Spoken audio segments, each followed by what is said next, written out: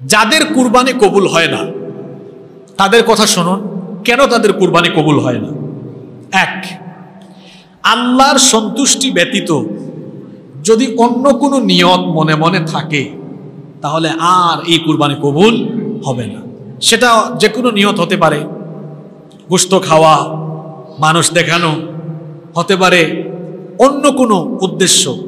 আল্লাহকে সন্তুষ্ট করা ব্যতীত অন্য কোনো নিয়ত অন্তরে থাকলে ওই ব্যক্তির কুরবানি কবুল হবে না। নাম্বার 2, 2 নাম্বার, আমি এলাকার খুব নামি দামি ব্যক্তি, আমার অনেক টাকা পয়সা, অনেক যশ খ্যাতি আছে, আমি যদি কুরবানি না দেই মানুষ কি বলবে, মানুষ কি বলবে, অথবা আমি যদি কমপক্ষে এত লক্ষ টাকা দিয়ে না কিনি লোকে কি বলবে, এই যে লোকে কি বলবে এটা অন্তরে নিয়ে আসা রিয়া হয়ে গেল।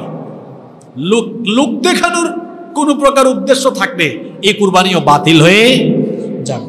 3 নাম্বার, আমি খুব নামি দামি ব্যক্তি, এটা জাহির করে করে কুরবানি যদি আমি করি তাহলে আমার কুরবানি বাতিল হয়ে যাবে। 4 নাম্বার, আমি যদি কুরবানি দেই তাহলে আমি এই কুরবানিটা দিলে মেয়ের বাড়িতে গোশত উপহার দিব, এই নিয়তে কুরবানি দিলেন, কুরবানি বাতিল হয়ে যাবে। আপনি তো কুরবানি করলে আপনার মেয়েকে কি আপনি দিবেন না? অবশ্যই দিবেন। এটা কি আপনার নিয়তের ভিতরে থাকা লাগে? দরকার নেই। এরপরে অবৈধ পদ্ধতিতে হারাম ভাবে নজিরবিহীন কাণ্ডে আপনি টাকা পয়সা উপার্জন করে ওই নজিরবিহীন টাকা দিয়ে কুরবানি করলে এই হারাম টাকার কুরবানি কবুল হবে না। কত হারাম ঘুর আছে, 5 লক্ষ 6 লক্ষ টাকা দিয়ে কুরবানি পশু কিনেছে, আরো দাম দিয়ে কিনেছে। আর আরেক ব্যক্তি হালাল টাকা 14,000 15,000 টাকা দিয়ে একটা ছাগল কিনেছে। কার কুরবানি আল্লাহর কাছে কবুল হবে? আল্লাহ পবিত্র নেন, অপবিত্র কোনো কিছু নেন না। এরপরে আরো একটি বিষয়, আল্লাহর আনুগত্য যার জীবনে নাই তার কুরবানির কোনো দাম। কথাগুলো শুনেন, এটা শেষ পয়েন্ট। এই পয়েন্টে আমি একটু গুরুত্বপূর্ণ কিছু কথা বলব। শেষ ভালো যার, সব ভালো, এই শেষ পয়েন্টটা শুনেন। যার জীবনে আল্লাহর আনুগত্য নাই তার কুরবানির কোনো দাম আল্লাহর কাছে নাই, কোনো দাম আল্লাহর কাছে নেই। আল্লাহর আনুগত্য কি? আল্লাহ যা বলেছেন তা মেনে চলা। 5 ওয়াক্ত নামাজ কার হুকুম? জোরে বলেন। নামাজ নাই, কুরবানি করে, এমন মানুষ তো আমার সমাজে নাই। এমনকি কুরবানির দিনে, ঈদের দিনে ফজরের নামাজটাও পড়ে নাই, কুরবানি দিয়েছে। কুরবানি আগে না নামাজ আগে? এই সূরা আপনারা মুখস্থ সবাই পারেন, আপনারা এই সূরার হাফেজ। ইন্না আতাইনাকাল, বলেন পরের আয়াত কি? ফাসাল্লিলি। এই তো আপনারা এই সূরার হাফেজ। এখানে আগে কি বলা হলো? ফাসাল্লিলি রাব্বিকা ওয়ানহার, আপনি আপনার রবের জন্য সালাত আদায় করুন এবং কুরবানি করুন। সালাত আগে, নামাজ আগে না কুরবানি আগে? কি আগে? নামাজ আদায় করা কার আনুগত্য? আল্লাহর আনুগত্য। এখন আমি আল্লাহর এই হুকুম মানলাম না, আমি কুরবানি ঠিকই দিলাম। আমার জীবনে ইসলামের সবচাইতে বড় ইবাদত কোনটা? বলেন, নামাজের উপরে কোনো ইবাদত আছে? সবচেয়ে বড় ইবাদতের নাম হলো ওইটা ঠিক নাই, কুরবানি ঠিক আছে। সবচেয়ে বড় আনুগত্য তো এটা। আমি বলেছি যার জীবনে আল্লাহর আনুগত্য নাই তার কুরবানির কোনো দাম আল্লাহর কাছে। যার জীবনে নামাজ নাই তার কুরবানির কোনো দামই নেই। এরকম মানুষ আছে না নাই? তো আল্লাহর আনুগত্য না থাকলে আপনার কুরবানি কবুল হবে না। এরকম কুরবানির 2টা ঘটনা কোরআনে কারিমে আছে। পৃথিবীর ইতিহাসের প্রথম কুরবানির ঘটনা।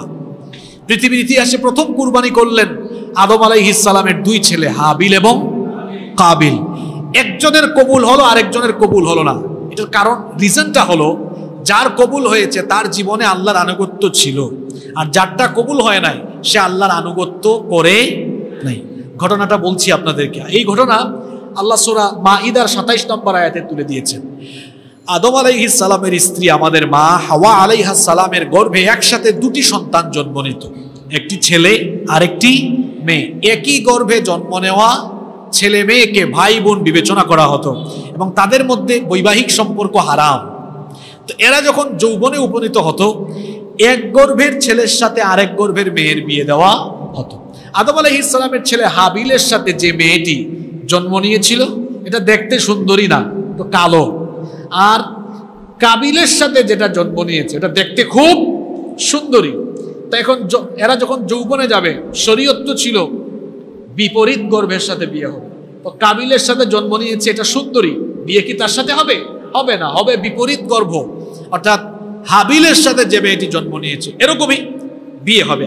যখন আদম আলাইহিস সালাম প্রস্তাব দিলেন, হাবিল তো আল্লাহর বিধান মাথা নত করে মেনে নিয়েছে। কাবিল বলছে, বাবা আব্বাজান আমি এটা মানতে পারবো না, হ্যাঁ যেটা সুন্দরী ওইটা হাবিলকে দিয়ে দিচ্ছেন, আর যেটা কালো ওইটা আমারে দিয়ে দিচ্ছেন, এটা হবে না, আমি এটা মানি না।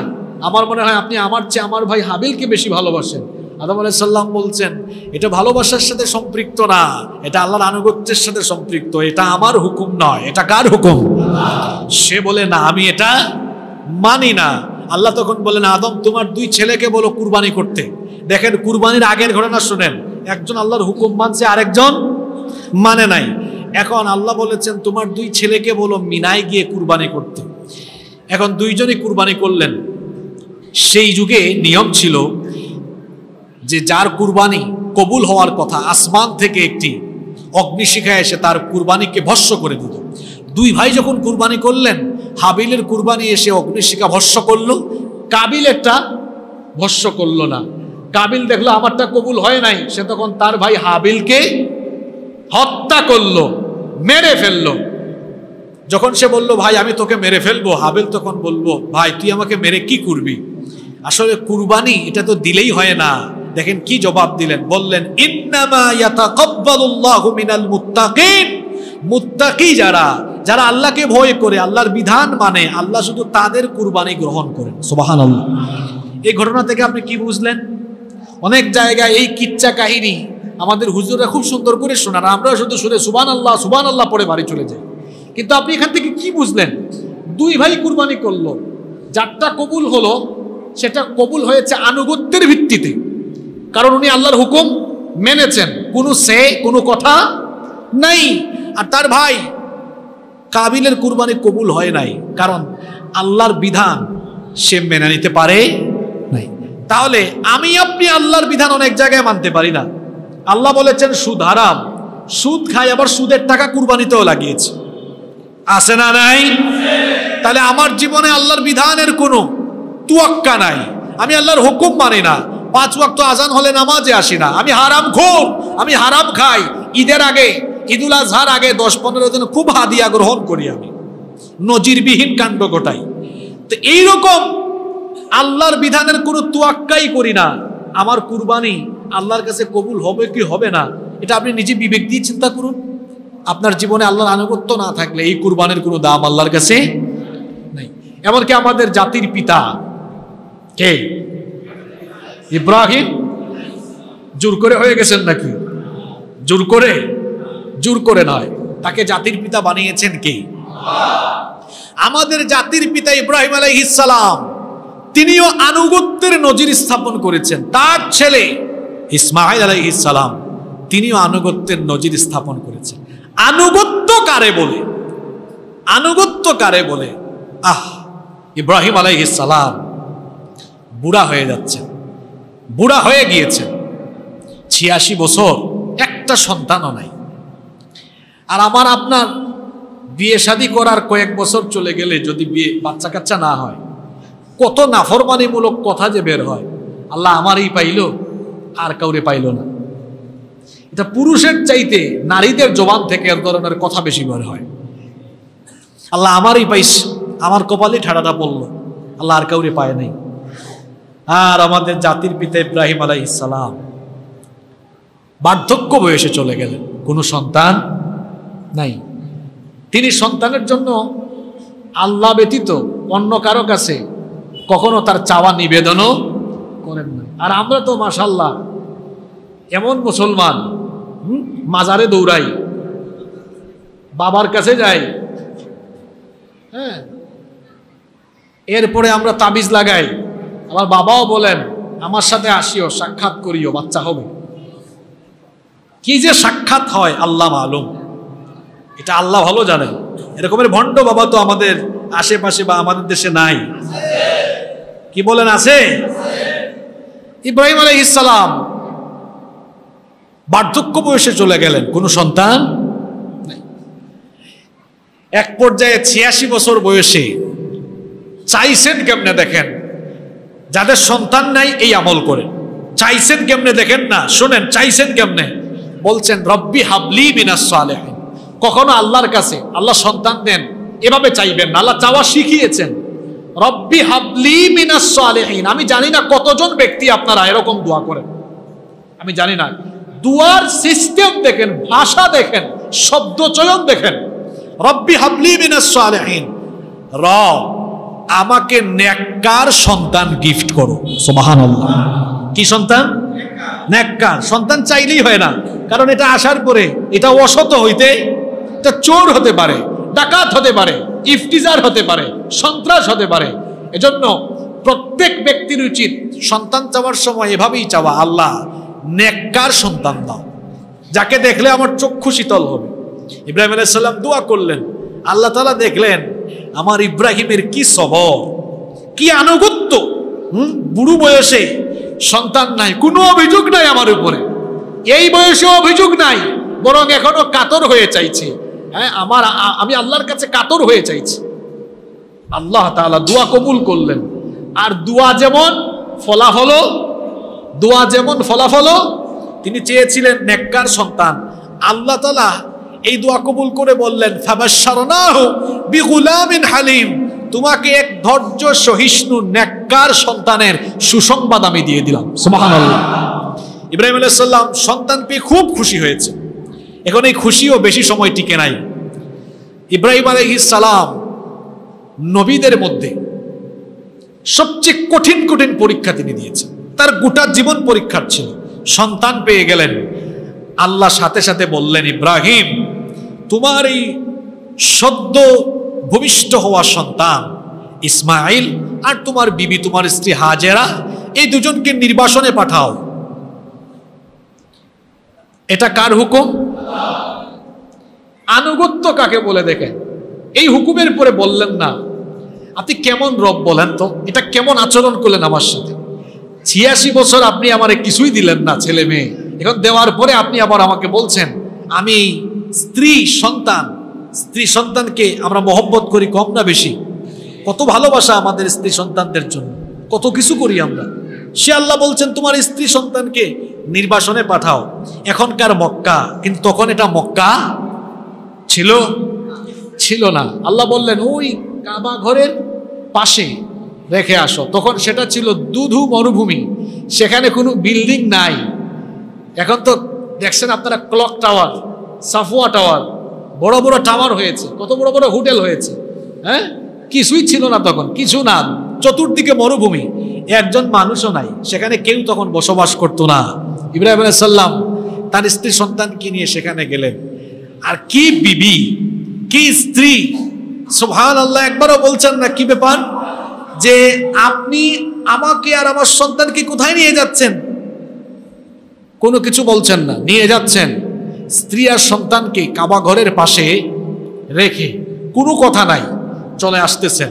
স্ত্রী বললেন কি ব্যাপার, আপনি আমাকে আর আমার সন্তানকে এখানে রেখে চলে যাচ্ছেন, আমাদের সাথে তো খাবার পানি অল্প আছে, কোথায় যান, কেন রেখে যাচ্ছেন এখানে?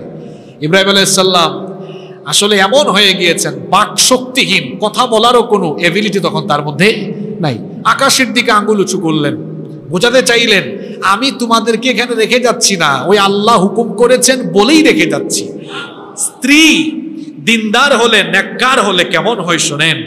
তিনি তখন বললেন ঠিক আছে, আল্লাহর হুকুমে যদি রেখে যান আমার কোনো ভয় নাই, চলে যান আপনি, খাবার দাবার আর পানীয় অল্প থাকুক, এখানে মরুভূমি কেউ নাই, তাও আমার কোনো ভয় নাই, আমার সাথে আছেন কে? চলে যান।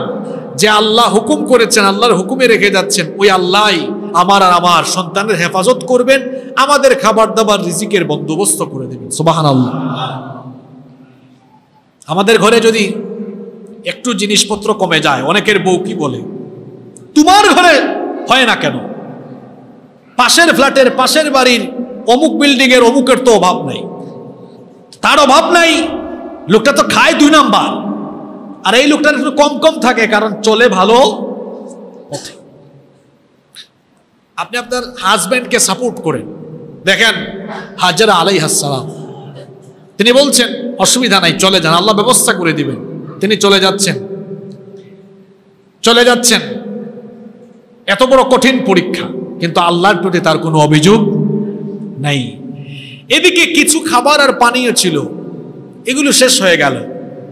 এবার খাবার নাই, পানি নাই, মানুষ নাই, কিছুই নাই। বিবি হাজেরা তখন কি করবেন?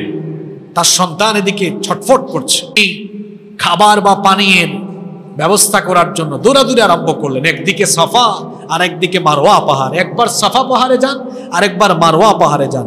এরকম করে সাফা মারওয়ায় 7 বার দৌড়াদৌড়ি করলেন। আর এই দৌড়াদৌড়ি দেখলেন আল্লাহ। দেখার পরে আল্লাহর কাছে এটা পুরো পছন্দ হলো, আল্লাহর কাছে ভালো লাগছে বলে সারা দুনিয়ার মানুষরা যখন হজে যায়, ওমরায় যায়, এই দৌড়াদৌড়ি, হাজেরার এই দৌড়াদৌড়ির চিত্রটাকে আল্লাহ তাআলা হাজী সাহেবদের জন্য, ওমরা পালনকারীদের জন্য হজ আর ওমরার গুরুত্বপূর্ণ বিধান বানিয়ে দিয়েছেন। সুবহানাল্লাহ। আপনি হজে যান বা ওমরায় যান, এই সাফা মারওয়ায় 7 চক্কর সাই করতেই হবে। 7 বার দৌড়াদৌড়ি করে কিছু পান নাই, এসে দেখেন যে তার সন্তানের পায়ের আঘাতে জমজম থেকে, তার সন্তানের পায়ের আঘাতে জমজমের পানি বের হচ্ছে। সুবহানাল্লাহ। জমজমের পানি, খাবারের বন্দোবস্ত হয়ে গেল। আস্তে আস্তে মানুষ আসা শুরু হলো। এখানে তাদেরকে কেন্দ্র করে একটি সভ্যতা গড়ে উঠল। আমাদের নবী কিন্তু বানু ইসমাইলি বংশ থেকে এসেছেন। এই যে সভ্যতা শুরু হলো, মক্কা কেন্দ্রিক সভ্যতা, সেখানে আগে কেউ ছিল না, এখন এই 2 জনকে কেন্দ্র করে মানুষ আসা আরম্ভ করলো। এই সন্তান বড় হয়ে গিয়েছে। ইব্রাহিম আলাইহিস সালাম অপেক্ষায় আছেন, যাই হোক নির্বাসনে রেখে আসছি, আল্লাহ হুকুম করবেন, হয়তো কোনো এক সময় যাও এবার ফিরায় নিয়ে আসো, এই অপেক্ষায় আছেন। কিন্তু যেটা ভাবছেন হয়ে গেছে তার উল্টা। আল্লাহ তাকে স্বপ্নে দেখালেন, তিনি তার সন্তানকে কি করছেন? জবাই করছেন। আমাদের স্বপ্ন আর নবীদের স্বপ্ন কি একরকম না? আমাদের স্বপ্ন কত জাতের স্বপ্ন, আর নবীদের স্বপ্ন এটা ওয়াহি, নবীদের স্বপ্নটাও ওয়াহি। তিনি স্বপ্ন দেখলেন তার সন্তানকে তিনি জবাই করছেন। তিনি রওনা করলেন, মক্কায় আসলেন।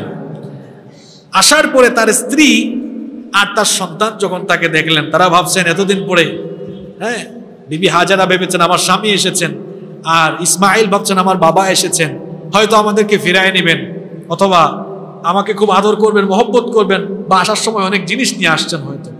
তিনি আসলেন, এসে তার স্ত্রীর সাথে শেয়ার করলেন। নবীরা যা করেন ডিরেক্ট করেন, লুকোচুরি করে কোনো কিছু করেন। তার স্ত্রীকে বললেন, স্ত্রী আপত্তি করলেন না, বললেন আল্লাহই তো এই সন্তান দিয়েছেন, আল্লাহ যদি এখন আবার জবাইয়ের জন্য চান, এতে আমার কোনো আপত্তি নেই। সুবহানাল্লাহ। আনুগত্য কারে বলে শোনেন, বলেছিলাম যে আনুগত্যহীন কুরবানি কবুল হয়। দেখেন ইব্রাহিমী পরিবার, গোটা পরিবার আনুগত্যের পরীক্ষায় উত্তীর্ণ। সুবহানাল্লাহ। গোটা পরিবার আনুগত্যের পরীক্ষায় উত্তীর্ণ, কোনো কথা নাই, অভিযোগ নাই। তিনি বলছেন অসুবিধা নাই, আল্লাহ চেয়েছেন দিয়ে দিব। ছেলেটাকে সাজায়া দিচ্ছেন, আর বাবা সন্তানকে নিয়ে বের হয়েছেন। বের হওয়ার সময় বলছেন ইয়া বুনাইয়া, কি শব্দ চয়ন! আমি যখন এই আয়াতগুলো পড়ি তখন ভাবি সুবহানাল্লাহ, শব্দ চয়নের নমুনা এখানে কেমন!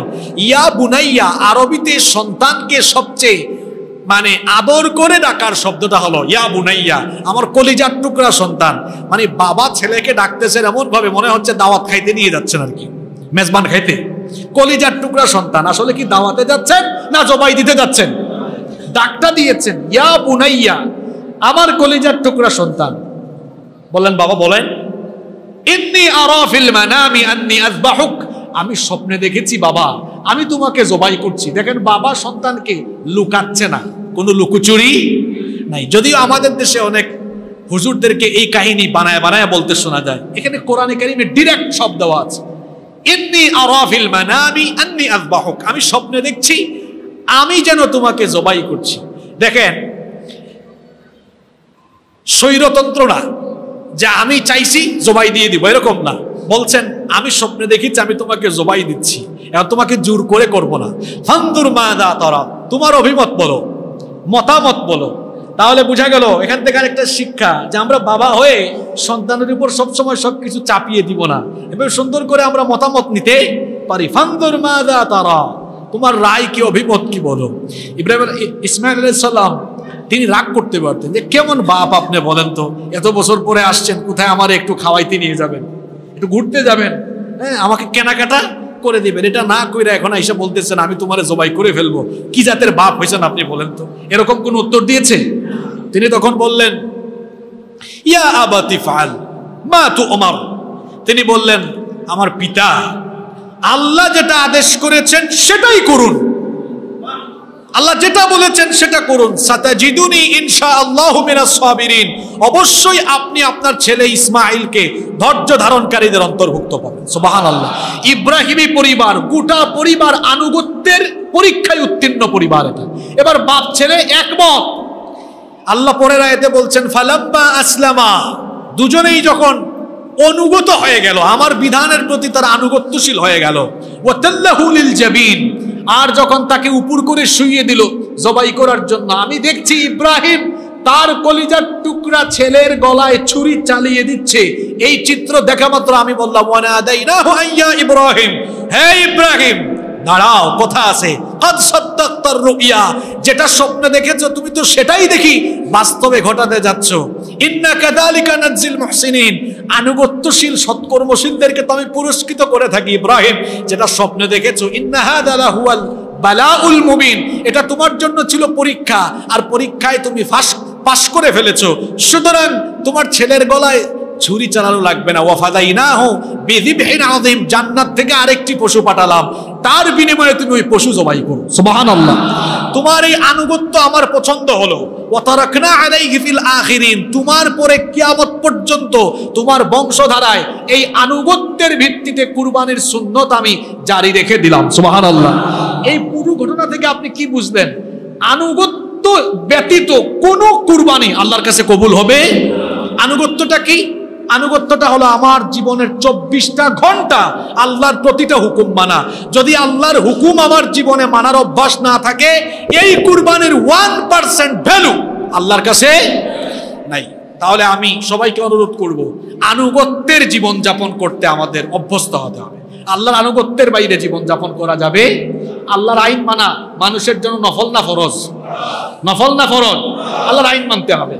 নামাজ এবং অন্যান্য যত বিধান আছে এগুলো মানতে হবে। সর্বশেষ যে পয়েন্ট আমি বলবো, সময় শেষ হয়ে গিয়েছে কিন্তু এটা বলা প্রয়োজন মনে করছি, আমি তাই বলছি। প্রতি বছর কুরবানির পশুদের বিভিন্ন নাম দেখা যায়, বিভিন্ন নাম দেখা যায়, কিন্তু এবছর আশ্চর্যজনক নাম দেখা যাচ্ছে। কিছু আলেম ওলামাদের নাম দেওয়া হয়েছে, পশুর নাম দেখলাম বিভিন্ন নায়ক নায়িকা গায়ক গায়িকার নাম দেওয়া হয়েছে। নায়ক হোক নায়িকা হোক, গায়ক হোক গায়িকা হোক, কোনো মানুষের নামে কি পশুর নাম দেওয়া যাবে? আবার এক টিভি চ্যানেলে দেখলাম এক পশুর নিউজ করছে, বলতেছে এটা বংশমর্যাদা সম্পন্ন পশু। এখন পশুর আবার বংশমর্যাদা হয় কিভাবে আমি জানি না। কি বলেন, আছেন এরকম? এগুলো প্রতিটি এলাকায় প্রতিটি সমাজে এগুলোর ব্যাপারে প্রতিরোধ গড়ে তুলতে হবে। এবং কোনো কুরবানির হাটে, কুরবানির বাজারে যদি এরকম দেখা যায় কোনো বিক্রেতা তার পশুর কোনো নাম মানুষের নামে দিয়েছে, তাহলে অবশ্যই এ ব্যাপারে সম্মিলিত প্রতিবাদ করতে হবে। আমাদের দেশের এক আলেম, হতে পারে তার অনেক বিতর্কিত কর্মকাণ্ড আছে, থাকতে পারে, কিন্তু তাই বলে কি কোনো ব্যক্তির নামে, মানুষের নামে পশুর নাম দিয়ে সেটা নিয়ে সামাজিক যোগাযোগ মাধ্যমে কিংবা যে কোনো মাধ্যমে ট্রল করা হবে? এটা তো আসলে মানুষের সভ্যতা হতে পারে। এজন্য এগুলো আপনাদের নজরে আসলে আপনাদেরকে সম্মিলিতভাবে এগুলো প্রতিরোধ করতে হবে। কারণ আজ যদি আমরা এগুলোর প্রতিবাদ না করি, তাহলে দেখা যাবে এবছর আসছে গরুর নাম এইটা, আগামী বছর আসবে আরেকটা। অন্যান্য বছর শুনতাম গরুর নাম মেসি, গরুর নাম নেইমার, গরুর নাম টাইগার, কি বলেন, আছে না? এবছর দিয়েছে মানুষের নাম গরু। মানে গরু মানুষের নামে অনেক গরুর নামকরণ করা হয়েছে। আপনারা শুনছেন কিনা এটা? অনেকে শুনে না এটা, যুবক ভাইয়েরা মনে দেখেছেন তাই না? ফেসবুকে দেখছেন না? এটার প্রতিবাদ করতে হবে এবং যারা এমন কাজগুলো করছেন তাদেরকে আমরা বলবো এ ধরনের অন্যায় এবং গর্হিত কাজ থেকে আপনারা বিরত থাকুন, এ ধরনের কাজ আপনারা করবেন না। কুরবানির দিনগুলোতে কুরবানির পশু জবাই করে পশু থেকে রক্ত প্রবাহিত করা, এটা আল্লাহর কাছে এত পছন্দের আমল যে ওই দিনগুলোতে, কুরবানির দিনগুলোতে কুরবানি ব্যতীত অন্য কোনো আমল আল্লাহর কাছে এতটা প্রিয় নয়। সুবহানাল্লাহ। ইবনে মাজাহ এবং তিরমিজি শরীফে হাদিস বর্ণিত হয়েছে। হাদিসের বর্ণনাকারী সাহাবী হচ্ছেন আমাদের মা উম্মুল মুমিনিন আয়েশা রাদিয়াল্লাহু আনহা। তিনি বলেছেন, আল্লাহর নবী বলেছেন, মা আমিল ইবনু আদম ইয়াওমান নাহরি আমালান আহাব্বা ইলাল্লাহি আযজা ওয়া জাল্লা মিন হিরাকাতি দাম। আল্লাহর নবী বলেছেন, কুরবানির দিনে কুরবানির পশু থেকে রক্ত প্রবাহিত করা এই আমল আল্লাহর কাছে যতটা পছন্দের, অন্য কোনো আমল কুরবানির দিনে আল্লাহর কাছে এতটা পছন্দের নয়। ওয়া ইন্নাহু লা ইয়াতি ইয়াউমাল কিয়ামাতি বিকুরুনিহা ওয়া আযলাফিহা ওয়া আশআরিহা। আল্লাহর নবী বলেছেন, কুরবানির পশুর এই শিং, পশম এবং খুর কিয়ামতের ময়দানে হাজির করা হবে, এগুলো কুরবানি দাতার জন্য সাক্ষ্য হবে। এরপরে নবীজি আরো বলেছেন, ওয়া ইন্নাদ দামা লা ইয়াকাউ মিনাল্লাহি আযজা ওয়া জাল্লা বিমাকানিন ক্বাবলা আন ইয়াকা আলাল আরদি ফাতিমু বিহা নাফসা। আল্লাহর নবী বলেছেন, যে ব্যক্তি আল্লাহকে রাজি করার জন্য, খুশি করার জন্য আল্লাহর সন্তুষ্ট চিত্তে কুরবানি করে, ওই কুরবানির পশুর রক্ত বের হয়ে মাটিতে পড়ার আগে আল্লাহ ওই ব্যক্তির কুরবানি কবুল করে নেন। আল্লাহর নবীকে সাহাবীরা জিজ্ঞেস করেছিলেন, এই হাদিসটি মুসনাদে আহমদ, তিরমিজি এবং ইবনে মাজাহ এসেছে। হাদিস বর্ণনাকারী সাহাবী হচ্ছেন যায়েদ ইবনে আরকাম রাদিয়াল্লাহু আনহু। তিনি বলছেন, ক্বালা আসহাবু রাসূলিল্লাহি সাল্লাল্লাহু আলাইহি ওয়াসাল্লাম ইয়া রাসূলুল্লাহ মা হাদিহিল আদাহি। আল্লাহ রাসূলের সাহাবীরা আল্লাহর রাসূলকে জিজ্ঞেস করলেন, এই কুরবানির বিষয়ে আমাদেরকে বলেন, কুরবানি এটা কি? আল্লাহর নবী বললেন, সুন্নাতু আবিকুম ইব্রাহিম আলাইহিস সালাম, এটা তোমাদের জাতির পিতা ইব্রাহিম আলাইহিস সালামের রেখে যাওয়া সুন্নাহ। সাহাবীরা পুনরায় প্রশ্ন করলেন, ফামা লানা ফিহা ইয়া রাসূলুল্লাহ, আমরা বলি সাল্লাল্লাহু আলাইহি ওয়াসাল্লাম, ওগো আল্লাহর রাসূল, এই কুরবানি করার মধ্যে আমাদের জন্য কি ফজিলত রয়েছে? আল্লাহর নবী তখন বললেন, বিকুল্লি শারাতিন হাসানাহ, কুরবানির পশুর প্রত্যেকটা পশমের বিনিময়ে তোমাদের জন্য নেকি রয়েছে। সাহাবীরা জিজ্ঞেস করলেন, ফাসুফু ইয়া রাসূলুল্লাহ সাল্লাল্লাহু আলাইহি ওয়াসাল্লাম, যারা কুরবানি করবে তাদের না হয় প্রতিটা পশমের বিনিময়ে একটা করে নেকি হবে, কিন্তু পশুর জন্য কি কিছু আছে? নবীজি তখন বললেন, হ্যাঁ আছে তো, বিকুল্লি শারাতিন মিনাস সুফি হাসানা, ওই পশুর জন্য প্রতিটি লুমের বিনিময়ে সওয়াব আছে। সুবহানাল্লাহ। সম্মানিত মুসল্লিবৃন্দ, তাহলে বোঝা গেল কুরবানি অত্যন্ত ফজিলতপূর্ণ একটি ইবাদত। মনে রাখবেন, কুরবানি এটা কোনো সামাজিকতা নয়, এটা কোনো সামাজিক অনুষ্ঠান নয়, এটা কোনো সামাজিক রীতিনীতি নয়, এটি একটি ইবাদত। কুরবানি একটি ইবাদত। এই ইবাদত এটা সবার জন্য বাধ্যতামূলক নয়। কুরবানি কে করবেন, কার জন্য কুরবানি ওয়াজিব? কুরবানির দিনগুলোতে যে ব্যক্তি কুরবানি করতে সক্ষম, কুরবানি দেওয়ার মতো সামর্থ্য যার থাকবে, তার জন্য কুরবানি করা হলো ওয়াজিব। যে ব্যক্তি সামর্থ্য থাকা সত্ত্বেও কুরবানি দেয় না, কুরবানি করে না, নবী করিম সাল্লাল্লাহু আলাইহি ওয়াসাল্লাম তার ব্যাপারে বলেছেন, মান কানা লাহু সাআতুন ওয়া লাম ইউদাহি ফালা ইয়াকরাবান্না মুসাল্লানা। যার সামর্থ্য আছে, সামর্থ্য থাকা সত্ত্বেও যে ব্যক্তি কুরবানি দিল না, কুরবানি দেয় না, নবীজি বলেছেন সে যেন আমার ঈদগাহের ধারে কাছেও না আসে। এটি একটি বিরাট সতর্কবার্তা। কুরবানি ওয়াজিব হয়ে গেছে, কুরবানি দেওয়ার সামর্থ্য আছে, এরপরেও যে ব্যক্তি কুরবানি দেয় না, ওই ব্যক্তিকে ঈদের নামাজে ঈদগাহে আসতে নিষেধ করেছেন মুহাম্মদ সাল্লাল্লাহু আলাইহি ওয়াসাল্লাম। বলেছেন সে যেন ঈদগাহের ধারে কাছেও না আসে। এজন্য যিনি সক্ষম তাকে কুরবানি দিতে হবে। একই পরিবারে একাধিক ব্যক্তি অনেক সময় সামর্থ্যবান থাকেন, সেক্ষেত্রে তারা কি করবে? এক পরিবারে একজন আদায় করলে হয়ে যাবে, নাকি এক পরিবারে একাধিক সামর্থ্যবান ব্যক্তির জন্য আলাদা আলাদা কুরবানি দিতে হবে? এ ব্যাপারে ফকিহগণ বলেছেন, ফুকাহায়ে কেরাম বলেছেন, দুটা মত আছে। কোন কোন ফকিহ বলেছেন একই পরিবারে যদি একাধিক সামর্থ্যবান ব্যক্তি থাকেন তো আলাদা আলাদা দেওয়া লাগবে না, এক পরিবার থেকে একটি কুরবানি দিয়ে দিলেই গোটা পরিবারের পক্ষ থেকে এটা আদায় হয়ে যাবে। এটা একটা মত।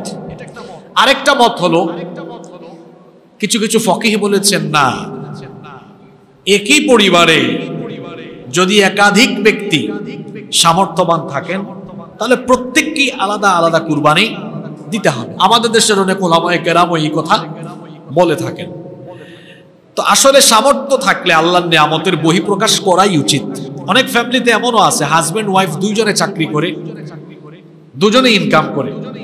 তো অনেক সময় অনেক বোনদেরকেও বলতে শোনা যায় যে আমার হাজবেন্ড চাকরি করেন, আমার হাজবেন্ড ইনকাম করেন, আমিও ইনকাম করি, আমি কি আলাদা করে কুরবানি দিব কিনা? আপনার হাজবেন্ড দিলে পরিবারের পক্ষ থেকে আদায় হয়ে যাবে, কিন্তু আপনিও যদি দেন এতে কোনো অসুবিধা নাই, বরং এটা তো আরো ভালো। আপনি যে টাকা ইনকাম করছেন, এই নিয়ামত, এই যোগ্যতা, এই তৌফিকটুকু দিয়েছেন কে? তো আল্লাহ দিয়েছেন। আল্লাহর নিয়ামতের বহিঃপ্রকাশ স্বরূপ আল্লাহর পথে দিতে কোনো অসুবিধা আছে? কোনো অসুবিধা নাই। এজন্য যদি দেন এটা আরো ভালো, না দিলে অসুবিধা নাই, কিন্তু দিলে বেশি ভালো, কারণ আপনার সামর্থ্য আছে। এই সামর্থ্য কি নিজের যোগ্যতায় হয়েছে না আল্লাহ দিয়েছেন? আল্লাহ দিয়েছেন। সুতরাং একই পরিবারে একাধিক সামর্থ্যবান ব্যক্তি থাকলে আপনারা একাধিক দিতে পারেন, এতে কোনো অসুবিধা নাই। এরপরে আসুন, কোন কোন পশু দিয়ে কুরবানি দিতে হয়? সকল পশু দিয়ে তো কুরবানি দেওয়া যায় না। যেমন হাঁস, মুরগ, এগুলো দিয়ে কুরবানি দেওয়া যায়? কেউ যদি কুরবানির দিনে ঘর থেকে একটা হাঁস বের করে আর বলে আমি এখন জবাই দিলাম, এটা আল্লাহর নামে কুরবানি স্বরূপ, কুরবানি আদায় হবে না। কুরবানির জন্য নির্দিষ্ট পশু আছে। উট, গরু, মহিষ। যদিও মহিষের ব্যাপারে ফুকাহায়ে কেরাম ইখতিলাফ করেছেন, কিন্তু প্রণিধানযোগ্য মত হলো যে বেশিরভাগ ফুকাহায়ে কেরাম মহিষকে গরুর অধীন করেছেন, সুতরাং মহিষ দিয়েও দেওয়া যাবে। তাহলে উট, গরু, মহিষ, ছাগল, ভেড়া, দুম্বা, এগুলো দিয়ে কুরবানি দেওয়া যায়। আপনি হরিণ দিয়ে কুরবানি দিতে পারবেন না, হাঁস দিয়ে, মুরগ দিয়ে কুরবানি দিতে পারবেন না। কুরবানির নির্ধারিত পশু আছে, এই পশুগুলো দিয়ে কুরবানি দিতে হবে। সেক্ষেত্রে উট এটা 5 বছরের হবে, গরু বা মহিষ 2 বছরের হবে, ছাগল, ভেড়া ইত্যাদি এগুলো 1 বছরের হবে। যে সকল পশু অসুস্থ থাকবে, এই অসুস্থ পশু দিয়ে কুরবানি করা যাবে না। অন্ধ, ঘাস দিলে চোখে ঘাস দেখে না, এ ধরনের পশু দিয়ে কুরবানি করা যাবে না। খোড়া, ল্যাংড়া, হাঁটতে পারে না, এ ধরনের পশু দিয়ে কুরবানি করা যাবে না। এমন শুকনা, শুকাতে শুকাতে এমন হালকা পাতলা, হাড় মজ্জা পর্যন্ত শুকিয়ে গেছে, এইরকম পশু দিয়ে কুরবানি করা যাবে না। মোট কথা, ত্রুটিযুক্ত, অসুস্থ, দুর্বল এ ধরনের পশু দিয়ে কুরবানি করা জায়েজ হবে না। একই কুরবানিতে কতজন সর্বোচ্চ শামিল হতে পারবেন, এটা নিয়ে বাংলাদেশে এবছর খুব বেশি উলামায়ে কেরামের মধ্যে আলোচনা হচ্ছে, ইখতিলাফ হচ্ছে। আসলে একই পশুতে একাধিক ব্যক্তি শরীক হওয়া যায়, বিশেষ করে উটের ক্ষেত্রে, গরু মহিষের ক্ষেত্রে সর্বোচ্চ 7 জন, উটের ক্ষেত্রে, গরুর ক্ষেত্রে সর্বোচ্চ 7 জন পর্যন্ত শরীক হতে পারবে। যদিও কেউ কেউ বলছেন এখন যেটা সফররত অবস্থায়, কিন্তু সফরের বাহিরেও কুরবানিতে একাধিক শরীক হওয়া যায়। যেমন আবু দাউদ শরীফে হাদিস এসেছে, জাবির বিন আব্দুল্লাহ রাদিয়াল্লাহু আনহু হাদিস বর্ণনা করেছেন, এবং এই হাদিসটিকে আল্লামা নাসিরউদ্দিন আলবানী রাহিমাহুল্লাহ সহিহ বলেছেন। আল্লাহর নবী বলেছেন, আল বাকারাতু আন সাবআহ ওয়াল জাযুরু আন সাবআহ। গরু, উট এগুলো 7 জনের পক্ষ থেকে কুরবানি করা যাবে। তবে শরীক হয়ে কুরবানি দেওয়ার চাইতে একাকী কুরবানি দেওয়া অধিকতর উত্তম। কেন? একই পশুতে একাধিক ব্যক্তি শরীক থাকলে কার মনের নিয়ত কি আপনার জানার সুযোগ আছে? আর কার টাকার উৎস কি, কোথার থেকে টাকাগুলা ইনকাম করেছে, এটা জানার কি সুযোগ আছে? অনেক সময় এটা জানার সুযোগ হয় না। আপনার পরিচিত ভাই অনেক সময় এমন এমন কাম করে শোনার পরে আশ্চর্য লাগে, এই কাম করতে পারলো, মানুষের টাকা মাইরা খেয়ে ফেলে, মানুষের হক মেরে খেয়ে ফেলে, অথবা দুর্নীতি করে ফেলে, কিংবা হারাম অবৈধ পন্থায় টাকা পয়সা উপার্জন করে ফেলে। শোনার পরে আশ্চর্য লাগে। মাঝে মাঝে এরকম দেখা যায় কি যায় না? যায়। তো শরীক হয়ে কুরবানি দিলে যেটা হয়, মনের নিয়ত কার কি বোঝা যায় না। এমনও হইতে পারে কোনো ব্যক্তি শরীক হয়েছে, ঘরের মধ্যে আলোচনা করেছে, দেখো এবছর টাকা পয়সা একটু কম, কুরবানি না দিলে কেমন কেমন লাগে, ফ্রিজ খালি খালি থাকবে, তো একটু দিয়ে দিই, অন্তত ফ্রিজটা ভরা ভরা থাকুক। তার নিয়ত এটা আপনি জানলেন না। এরকম হতে পারে কি পারে না? পারে। আরেকজনের মনে হয়তো অন্য নিয়ত, মেয়েটাকে বিয়ে দিলাম, মেয়ের বাড়িতে তো কিছু মাংস কিছু গোশত পাঠানো লাগবে, কুরবানিতে শরীক হইলে কিছু বেশি পাবো, পাঠাইতেও পারবো। তার মনের নিয়ত কি আপনি টের পাইছেন?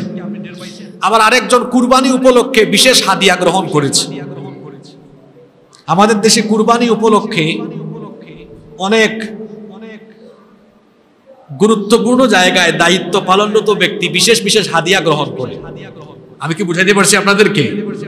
তলে তলে ঘুষ খায়, দুর্নীতি করে, এখন তলে তলে ঘুষ খাইয়া, তলে তলে ঘুষ যে খায়, আপনার আশেপাশে এরকম মানুষ আছে। আপনাকে একটু ইঙ্গিত দেই, বেতন পায় 50,000 60,000, আর তার প্রপার্টি দেখলে মনে হয় কোটি কোটি টাকা। পাইছে কোথায়? তার বাপের টাকা। এগুলো সব মানুষকে মেরে এরপরে এই সম্পদের পার করেছে। কই পাইছে টাকাগুলো? আর বেতন কত? অনেকে আছেন সরকারি চাকরি নিয়ে ফুটানি করেন, বেতন পান কত আর সম্পদ গড়লেন কত? কোথার থেকে পাইছেন? একজনের নাম তো নজিরবিহীন, কাণ্ড ঘটিয়েছে নজিরবিহীন। বুঝতে পারছেন তো আপনারা? নামটাও যেমন নজিরবিহীন, কামও করেছে। তার সারা জীবনের বেতন ভাতা মোট মিলে 2 কোটি টাকা হয় না, তার সম্পদ হয়ে গেছে কয়েক হাজার কোটি টাকা। তার বাপের টাকা নাকি এগুলো? এগুলো জনগণের মানুষের টাকা লুটে পুটে খেয়েছে। এইরকম আরো অনেক লোক আমাদের আশেপাশে আছে। 700 800 হাত, 1000 2000 গজ বা হাতের ভিতরে এরকম শয়তান থাকতে পারে। তো এরকম ব্যক্তিও শরীক হয়েছে, তার সাথে মিলে আপনি কুরবানি দিয়ে দিচ্ছেন। তো এজন্য বলেছি, শরীকানা কুরবানিতে মনের মধ্যে একটা খুতুর খুতুর থেকেই যায়। তার চেয়ে একাকি দিলে এটা আর থাকে না। আমি গরু দিতে না পারলাম, ছাগল দিয়ে দিব, অসুবিধা আছে? ছাগল কুরবানি দিলাম, তাও আমার মনে কোনো খুতুর খুতুর নাই। আমার টাকা কোথার থেকে আসছে আর আমার নিয়ত কি, এটা আমি জানি কি জানি না? জানি। এজন্য ওলামায়ে কেরামও বলে থাকেন যে শরীকানার ক্ষেত্রে আপনি এমন ব্যক্তিদের সাথে শরীক হবেন যাদেরকে ভালো জানেন। এই ব্যক্তিটা সৎ মানুষ, ভালো মানুষ, তার টাকা পয়সার উৎস ভালো, লোকটা হালাল খায়। যদি জেনে জেনে বুঝে করেন সেটা ভিন্ন ব্যাপার। আর না জানলে কোনো ব্যক্তি সম্পর্কে, এটা ওলামায়ে কেরামের বক্তব্য, ওদের সাথে শরীক হওয়ার চাইতে একাকী এটা ছাগল কিনে কুরবানি দিয়ে দেন, এটা অধিকতর উত্তম হবে ইনশাআল্লাহ। এরপরে আসুন, এখানে আরেকটি ভুল আমরা করি। অনেক সময় আমরা একাধিক শরীক হয়ে যখন কুরবানি দেই, তখন আমরা বলি আমরা 4 জনের নামে কুরবানি দিচ্ছি, ইন্না লিল্লাহি ওয়া ইন্না ইলাইহি রাজিউন। কোনো ব্যক্তির নামে কুরবানি হয় না, কুরবানি দিতে হয় কার নামে? আমরা এই ভুলটা করে থাকি। এই ভুলটা যেন আমরা না করি। আমরা বলবো আমার পক্ষ থেকে বা আমাদের পক্ষ থেকে আল্লাহর নামে আমরা কুরবানি দিচ্ছি। এটা কিন্তু অনেক জায়গায় এই ভুলটা দেখা যায়। এক্ষেত্রে আমরা সচেতন হব, আমরা এ ধরনের কোনো শব্দ চয়ন করব না ইনশাআল্লাহ। আমাদের কাছে বেশ কিছু প্রশ্ন এসেছে। এর মধ্যে একটা প্রশ্ন হলো, অনেকে জানতে চেয়েছেন যে যাকাতের টাকায় কুরবানি দেওয়া যাবে কি যাবে না। আমরা আসলে সব জায়গায় ফুরসত খুঁজি, একটু সুযোগ খুঁজি, কোথায় যাকাত আর কোথায় কুরবানি। যাকাত হলো ফরজ আর কুরবানি হলো ওয়াজিব। কোনো কোনো উলামা বলেছেন এটা সুন্নাতে মুআক্কাদা। যাকাত এটা সারা বছর দেওয়া যায়, কুরবানি কি সারা বছর দেওয়া যায়? কথা বলেন, পার্থক্য বোঝার চেষ্টা করেন। প্রথমে বলেছি দুইটার বিধান দুই রকম, হুকুম দুই রকমের। যাকাত ফরজ, কুরবানি ওয়াজিব। এক। দুই নাম্বার পার্থক্যগুলো বোঝার ট্রাই করেন। দুই, যাকাত সারা বছর দেওয়া যায়, কুরবানি সারা বছর দেওয়া যায় না। তিন, যাকাতের খাত নির্ধারিত। যাকাতের খাত একরকম, কুরবানির বিধান হইল যেমন জাকাতের টাকা আপনি 8 খাতের বাহিরে কোথাও দিতে পারবেন। জাকাতের খাতগুলো নির্ধারিত না? এই মসজিদে আমরা অনেকবার বলেছি জাকাত মোট কয় শ্রেণীর মানুষকে দেওয়া যায়? 8 শ্রেণীর মানুষকে দেওয়া যায়। কিন্তু কুরবানি নিজে খেতে পারবেন, আত্মীয় স্বজনকে হাদিয়া দিতে পারবেন, গরিবদেরকেও হাদিয়া দিতে পারবেন। জাকাতের খাতটা হলো নির্ধারিত। জাকাতের যে 8 খাত আছে, এই 8 খাতের মধ্যে কোনো খাত নাই যে জাকাতের টাকা কুরবানিতে লাগানো যাবে। মানে আমরা একটু সুযোগ খুঁজি অনেকে, জাকাতের টাকা যেটা আসতেছে ওইটা বাইরে দিয়ে কি লাভ, ওইটা কুরবানিতে ঢুকায় দিই না। জাকাতের টাকা কুরবানিতে ঢুকানোর কোনো সুযোগ নাই। জাকাত একটি স্বতন্ত্র আলাদা ইবাদত, কুরবানি একটি আলাদা ইবাদত। জাকাতের টাকা কোনোভাবেই কুরবানিতে ঢুকানো যাবে না। জাকাত আলাদা বিষয়, কুরবানি আলাদা বিষয়। অনেকে আছেন বলেন যে হুজুর ঋণ থাকলে কুরবানি দেওয়াটা আমার জন্য জরুরি কিনা, বা অনেকে ঋণ করে কুরবানি দিতে চান। ইসলাম এমন কোন শরীয়ত নয় যে আপনার ঘাড়ের উপরে কোনো বিধান চাপিয়ে দিবে। আপনার কাছে সামর্থ্য নাই, আপনি ঋণ করে ঋণের বোঝা ঘাড়ে নিয়ে কুরবানি দিবেন, ইসলাম আপনাকে এরকম প্রেসার ক্রিয়েট করে। এবার আসেন ঋণগ্রস্ত ব্যক্তি, তিনি কি করবেন? তিনি কি ঋণ আগে পরিশোধ করবেন নাকি কুরবানি দিবেন? এখন ঋণেরও তো কিছু ধরন আছে। কিছু ঋণ আছে এমন যে এই ঋণ দিয়ে দিতে হবে, এটা কুরবানির সময় দিয়ে দিতে হবে, যার থেকে ঋণ নিয়েছি তার সাথে এরকম ওয়াদা ছিল। আর কিছু ঋণ হচ্ছে না, আমি কিস্তিতে দিতে পারবো, বা এই ঋণ আরো সময় আছে, 2 মাস 3 মাস পরে এগুলো পরিশোধ করতে হবে। তাহলে ঋণের ধরন আছে না? আছে। এখন বিষয়টা হলো এমন, আমার কাছে বহু মানুষ টাকা পয়সা পায়, সময়ও চলে যাচ্ছে, এদেরকে টাকা পয়সা না দিয়ে আমি কিন্তু ঠিকই কুরবানি দিচ্ছি, এর কুরবানি কবুল হবে? আবার অনেকে আছে তার অধীনস্থ কর্মচারী, অধীনস্থ স্টাফ, অধীনস্থ লোকদের বেতন ভাতা আটকে রেখে না দিয়ে কুরবানি করছে, ওই জালিমের কুরবানিও কবুল হবে? কারণ কত মানুষের হক সে আটকে রেখেছে, হক দেয় নাই। এমন জালিম তো আমাদের সমাজে নাই, আছে কিনা? তার অধীনস্থ লোকদের বেতন ভাতা আটকে রেখেছে, দেয় না, আবার কুরবানি ঠিকই দিয়েছে, এর কুরবানি কবুল হবে না। তো বলছিলাম ঋণের কিছু ধরন আছে। আমার কাছে মানুষ টাকা পায়, পিছনে পিছনে ঘুরে আমি তাদের টাকা পরিশোধ না করে কুরবানি দিচ্ছি, এটা হবে না। আগে পাওনাদারের পাওনা পরিশোধ করতে হবে, এরপরে কুরবানি দিতে হবে। আর কিছু ঋণ আছে এমন, আমি যাদের থেকে নিয়েছি এটা কিস্তিতে দিচ্ছি, কুরবানি 4-5 দিন পরে, আর ঋণ দিতে হবে আরো 1-2 মাস পরে। সম্ভাবনা আছে কুরবানি দেওয়ার পরেও আমার হাতে টাকা আসবে। তো এরকম ঋণ থাকা সত্ত্বেও কুরবানি আপনাকে দিতে হবে, কারণ এই ঋণটা তো আপনাকে ইনস্ট্যান্ট দেওয়া লাগতেছে না। তাইলে ঋণগ্রস্ত থাকলে কুরবানি ওয়াজিব হবে কিনা, এটা আপনার অবস্থা বুঝে ব্যবস্থা নিতে হবে, অর্থাৎ ধরন বুঝে আপনাকে ব্যবস্থা নিতেই হবে। ঋণ যদি এমন হয় দিয়ে দিতেই হবে, তাহলে আগে ঋণ দেন। আর এমন ঋণ যেটা পরিশোধের সময়সীমা এখনো আছে, তো কুরবানিও করেন, আস্তে আস্তে ঋণও পরিশোধ করেন। এরপরে আসুন, এই কুরবানির সময় আসলে এই প্রশ্নটা অনেক বেশি আছে আমাদের কাছে। অনেকেই এই প্রশ্নটা জানতে চেয়েছেন যে আকিকা এবং কুরবানি একসাথে দেওয়া যাবে কিনা। তো দেখুন, যদিও উদ্দেশ্যের দিক থেকে দুটার উদ্দেশ্য এক, আকিকার উদ্দেশ্য পশু জবাই, কুরবানির উদ্দেশ্য পশু জবাই, কিন্তু এই দুটোর মধ্যে অনেক পার্থক্য আছে। পার্থক্য হচ্ছে আকিকা তো সারা বছর দেওয়া যায়, কুরবানি কি সারা বছর দেওয়া যায়? এক। 2 নাম্বার, আকিকা হলো সন্তান জন্মের সাথে সম্পৃক্ত, আর কুরবানি হলো জিলহজ মাসের সাথে সম্পৃক্ত। ঠিক আছে কিনা? আপনার সন্তান জন্ম হওয়ার পরে 7ম দিনে আকিকা করা, এটা হলো সুন্নত। না পারলে 14তম 21তম দিনেও করা যায়, বা পরেও করা যায়, জায়েজ আছে। জায়েজ এক জিনিস আর সুন্নত আরেক জিনিস। সুন্নাহ হলো সপ্তম দিনে করা। যদিও আমাদের দেশের বেশ কিছু ওলামায়ে কেরাম বলেছেন যে কুরবানির সাথে আকিকার অংশ দিয়ে কুরবানি আকিকা একসাথে করা যায়, তারা জায়েজ বলেছেন। কিন্তু আপনারা বলেন তো, কোনো বিষয়ে জায়েজ হলেই গণহারে ওইটা আমল করতে হবে, বিষয় তো এমন না। জায়েজ আর সুন্নত কি এক জিনিস? জায়েজ আর সুন্নত কি এক জিনিস? কিছু জিনিস হচ্ছে ফরজ, কিছু ওয়াজিব, কিছু হলো সুন্নাত, কিছু হলো নফল, কিছু হলো জায়েজ। নর্মালি জায়েজ আছে, তো জায়েজ বিষয়টাকে সুন্নতের ভিতরে, তো জায়েজটাকে আপনি একেবারে ওয়াজিবের সাথে ঢুকায় না দিয়ে, বরং কুরবানি তো ওয়াজিব, কুরবানি আলাদা করেন, আকিকাটা আপনি আলাদা করে করেন। এটাই সুন্দর, এটাই সুন্নতি পদ্ধতি এবং এটাই হওয়া উচিত। আপনার সন্তান জন্ম হয়েছে রবিউল আউয়াল মাসে, আপনি কি আকিকা দিতে দিতে দিতে দিতে সময় দেরি করতে করতে জিলহজে আসবেন? এটা কি সুন্নত হলো? সুন্নত হলো সপ্তম দিনে করা। হ্যাঁ, এমন হয়েছে যে বাচ্চা জন্ম নিয়েছে, সন্তান জন্মের পর সপ্তম দিন পড়ছে কুরবানির দিন, এরকম হতে পারে কি পারে না? তো ঠিক আছে, তো কুরবানি আকিকা একসাথে দেন, কোনো অসুবিধা আছে? আর আকিকার ক্ষেত্রে তো বিধানই আছে। আকিকার ক্ষেত্রে কোন পশু দিতে হয় বলেন আপনারা? কোন পশু দিতে হয়? ছাগল।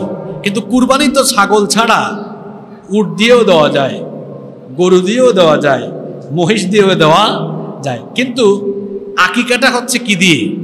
ছাগল দিয়ে। আমি বলছি না যে আপনার এটা হবে না, আমি তো বলছি যে আমাদের দেশের অধিকাংশ উলামায়ে কেরাম বলেন এটা জায়েজ আছে। তো জায়েজ এক জিনিস আর সুন্নত আর এক জিনিস। আমার যে কোনো কাজ এটা কি জায়েজ ভাবে করলে ভালো হবে না নবীর সুন্নত মতো করলে ভালো হবে? সুন্নত মতো করলেই ভালো হবে। আল্লাহ আমাদেরকে কথাগুলো বুঝার তৌফিক দান করেন। এরপরে আমাদের কাছে আরো কিছু প্রশ্ন এসছে যে কসাইকে, কুরবানির যে পশু আছে যিনি এটা কাটেন বা গোশত যারা কাটেন, কসাই, তাকে কি আমি পারিশ্রমিক হিসাবে, বিনিময় হিসাবে গোশত দিতে পারবো? এর উত্তর হলো না। আপনি কসাইকে বা যারা এই পশু জবাই কাটাকাটিতে যারা নিয়োজিত থাকবেন তাদেরকে আপনি নির্ধারিত চুক্তির ভিত্তিতে পারিশ্রমিক হিসাবে নগদ টাকা দিবেন, নগদ টাকা দিবেন, গোশত দিবেন না। আপনি নগদ টাকা দেওয়ার পরে কুরবানিতে মাংসের গোশতের আপনার একটা ভাগ আছে না? আপনার ভাগ থেকে আপনি অনেককে হাদিয়া দিচ্ছেন। ওই কসাইকে বা আপনার এই দায়িত্বে যারা নিয়োজিত ছিলেন তাদেরকে পারিশ্রমিক দেওয়ার পরে আপনার মন চাইতেছে আপনার অংশ থেকে এদেরকে কিছু হাদিয়া দেই, আপনি এর বাইরে হাদিয়াও দিলেন, এতে কোনো অসুবিধা নাই। কিন্তু আপনি যদি কসাই বা কুরবানির পশু জবাইয়ে যারা নিয়োজিত এদেরকে যদি এমনভাবে ঠিক করেন যে তোমাদেরকে বিনিময়ে পারিশ্রমিক হিসেবে গোশত দিব, তাহলে এটা হবে না, এটা জায়েজ নয়। এরপরে আসুন পশু জবাইয়ের সুন্নতি নিয়ম বা পদ্ধতি কেমন হবে। আমরা সবাই চেষ্টা করব, বিশেষ করে যারা কুরবানি দিচ্ছি, নিজেদের পশু আমরা নিজেরা জবাই করার চেষ্টা করব ইনশাআল্লাহ। এটা বড় নেয়ামতের ব্যাপার। আমরা অনেকে আছি নিজের পশু নিজে কুরবানি করি না, আমরা অনেক সময় আলেম ওলামা ডেকে এনে এই কাজটা করি। নিজের পশু নিজে কুরবানি করা এটা সুন্নাহ। নিজের পশুটা নিজে জবাই করেন, আপনার মধ্যে একটা অনুভূতি তৈরি হবে। নিজের পশু যখন আপনি কিনেন একটা আনন্দ লাগে কি লাগে না? একটা আনন্দ লাগে। ঠিক তেমনি নিজের পশু জবাইয়ের মধ্যে আপনি একটা আনন্দ পাবেন, একটা ফিল আসবে আপনার মধ্যে। এবং অনুভূতিটা এমনভাবে ক্রিয়েট করেন যখন পশুর গলায় ছুরি চালাবেন, আপনার মধ্যে এই অনুভূতি নিয়ে আসেন যে আমি পশুর গলায় শুধু ছুরি চালাচ্ছি না, আমি আমার সারা জীবনের সমস্ত বদামলের উপরে ছুরি চালিয়ে পবিত্র হওয়ার জন্য, গুনাহ থেকে মাপ পাওয়ার জন্য আমি গুনাহের উপরে ছুরি চালাচ্ছি, আল্লাহর সন্তুষ্টির জন্য আশা করছি আল্লাহ আমাকে মাফ করবেন। এই অনুভূতি নিয়ে যদি আপনি কুরবানির পশু জবাই দিতে পারেন, তা আল্লাহ নবী বলেছেন এই পশু জবাইয়ের পরে রক্ত মাটিতে পড়ার আগেই আল্লাহ আপনার সব গুনাহ মাফ করে দিবেন। তাহলে এই পশু জবাইয়ের মতো বরকতময় কাজ এটা আপনি কেন করছেন না? কেন আলেম ওলামা ডেকে এনে ওনাকে দায়িত্ব দিচ্ছেন? এই কাজটা আপনিই করেন, নিজের পশু নিজে জবাই করেন। খুব ইজি বিষয় জবাই করা। পশুটাকে শোয়ানোর পরে এটা বাম কাতে শোয়াতে হয় এবং তার পা গুলো থাকবে কোন দিকে? পশ্চিম দিকে। তবে জবাইয়ের সময় যদি একটু উলট পালট হয় এতে কোনো অসুবিধা নাই, ওলামায়ে কেরাম বলেছেন এতে জবাই শুদ্ধ হয়ে যাবে।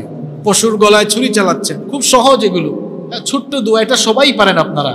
বিসমিল্লাহি আল্লাহু আকবার, আল্লাহর নামে জবাই দিচ্ছি। আল্লাহ মহান, আল্লাহ সবচেয়ে বড়, আমরা আল্লাহর নামে কুরবানি দিচ্ছি। আপনি দোয়া করতে পারেন যখন দিচ্ছেন, আল্লাহুম্মা আল্লাহুম্মা মিন্নি ওয়ালাক, হ্যাঁ আল্লাহ এটা আমার তরফ থেকে, আল্লাহুম্মা মিনকা ওয়ালাক। এরপরে আপনি যদি শরিকানা থাকেন বলতে পারেন আল্লাহুম্মা তাকাব্বাল মিন্নি। এরপরে আরো যারা আছেন তাদের নাম বলতে পারেন, আরো বলতে পারেন ইন্না সলাতি ওয়া নুসুকি ওয়া মাহইয়ায়া ওয়া মামাতি লিল্লাহি রাব্বিল আলামিন। অত কিছু যদি নাও জানেন, অন্তত বিসমিল্লাহ আল্লাহু আকবার বলতে পারবেন না?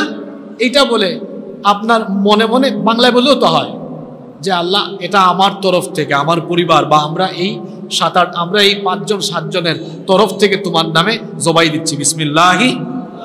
বাস জবাই হয়ে গেল। শুধু যখন জবাই দিবেন খেয়াল রাখবেন খাদ্যনালী, শ্বাসনালী আর ওই 2 সাইডে 2টা আরো ছোট ছোট নালী থাকে না, এগুলো বাস কেটে গেলেই কুরবানি আপনার বিশুদ্ধ হয়ে যাবে ইনশাআল্লাহ। আমরা চেষ্টা করব নিজেদের পশু আমরা নিজেরাই যেন জবাই করি।